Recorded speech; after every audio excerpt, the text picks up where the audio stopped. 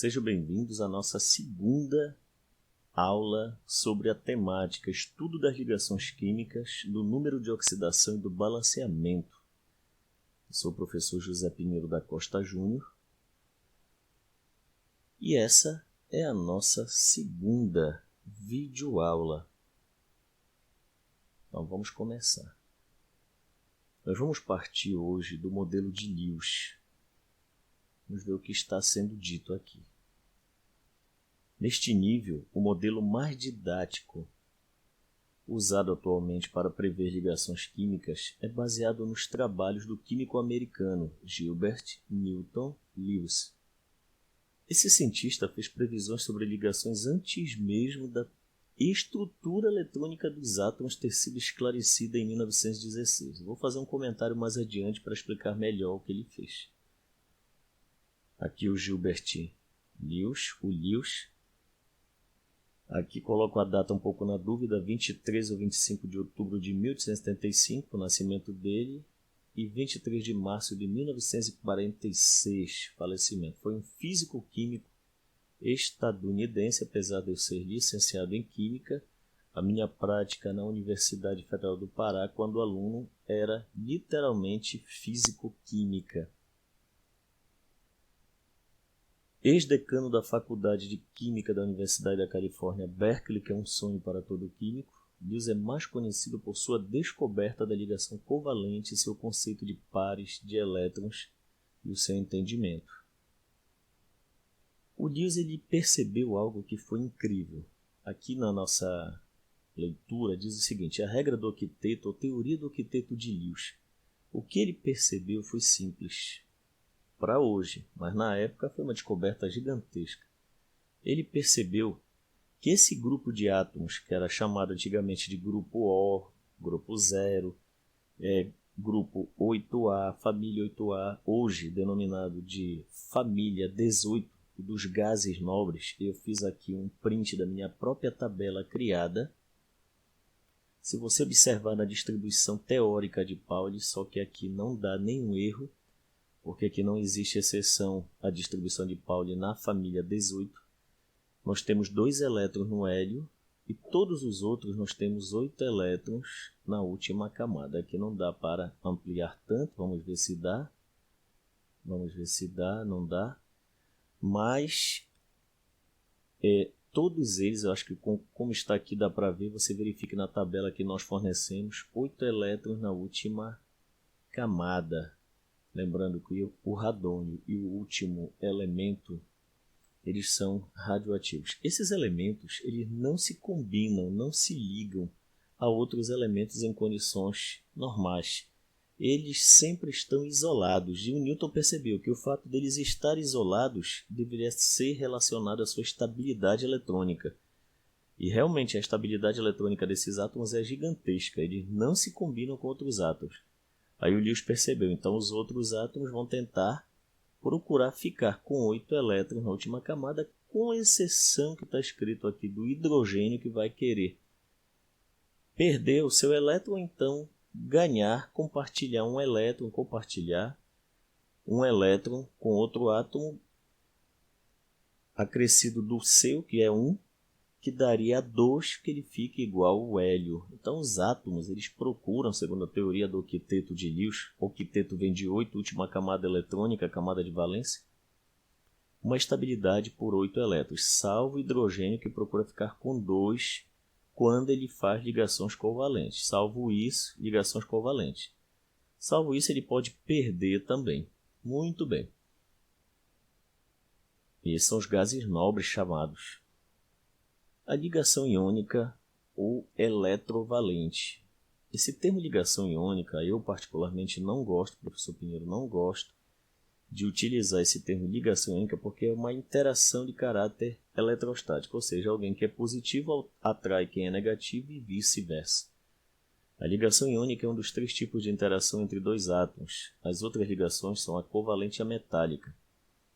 Na ligação iônica, um dos átomos é obrigatoriamente um metal, tem que ser metal, e o outro um ametal, ou não metal, ou também o hidrogênio.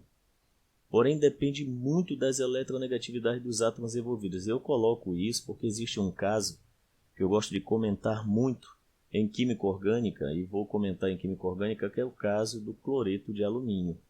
Metal alumínio, não metal cloro, e ele faz ligação covalente. Nos próximos slides apresentaremos alguns modelos de interações entre metais e não metais e algumas explicações adicionais para o melhor entendimento. Eu tentei fazer uma modelagem simples com PowerPoint. A cada dia, graças a Deus, está melhorando mais a nossa intimidade com este programa. Eu espero ser útil para vocês. A ligação iônica ou eletrovalente. Na interação iônica, a formação de íons, isso aqui é importantíssimo, positivos e negativos, chamados de cátions e ânions. O cátion é positivo e o ânion negativo. Os cátions são positivos e os ânions negativos, e eles se atraem mutuamente através de uma interação eletrostática. Estes íons são atraídos por forças de interação eletrostática, dando origem a um composto iônico. Essa atração é prevista pela lei de Coulomb, apresentada no próximo slide. Só quero lembrar que a lei de Coulomb, tecnicamente falando, nos moldes da educação brasileira, é dialogada, ensinada lá pelo 3º ano do ensino médio. Algumas escolas, principalmente as particulares, às vezes dão uma prévia desta lei em anos anteriores, inclusive até alguns professores já no 9º ano. Eu particularmente fazia isso no 9º ano e os alunos recebiam muito bem esta temática, claro que com um nível bem mais baixo. E é sempre bom fazer isso. Lei de Coulomb. Eu fazia essas prévias de assunto do 2º grau, só um comentário, no 9º ano, quando era professor de escola particular e da rede estadual de ensino. Bom, a lei de Coulomb é o seguinte: a força é o produto das cargas no caso ou do cátion ou do ânion, ou de partículas que sejam positivas ou negativas, ou até mesmo de cargas iguais. A lei de Coulomb ela funciona tanto para atração quanto para repulsão. É o produto das cargas dividido pela distância ao quadrado. E nós temos aqui uma representação, olha. Carga positiva Q1, carga negativa Q2, elas se atraem. Carga positiva Q1, carga positiva Q2 se repelem. E sempre vai ser proporcional a essa distância dos centros das cargas.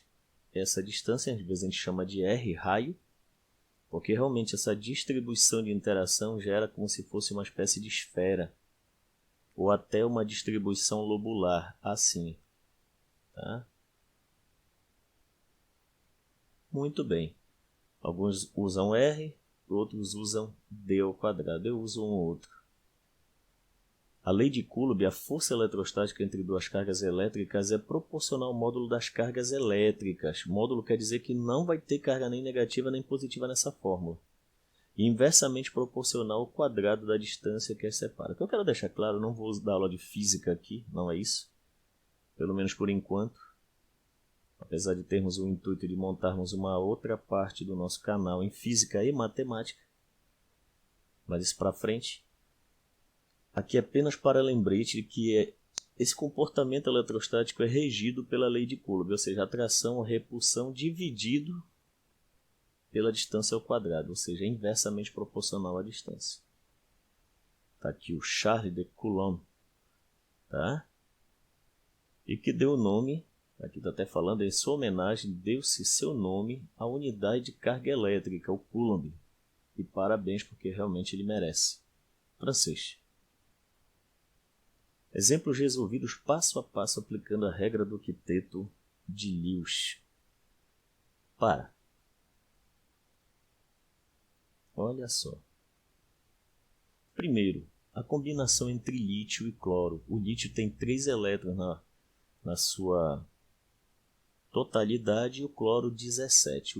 O lítio tem 1 elétron na última camada e o cloro tem 7 elétrons na última camada. As camadas de valência, como já dialogado no assunto atomística. O lítio tem uma eletronegatividade, EN é eletronegatividade, eu fiz questão de colocar 0,98, ele é metal alcalino. Olha aqui a distribuição dele, aqui o núcleo, isso aqui é só um modelo, tá gente? Só um modelo, somente o modelo, os átomos não tem esse tamanho. Aqui 2 elétrons, então o professor Pinheiro errou? Claro que não, você já vai ver que não. Está aqui o terceiro, na última camada, e aqui eu quero lembrar da regra do octeto. Se ele perder este aqui, ele vai ficar com quantos?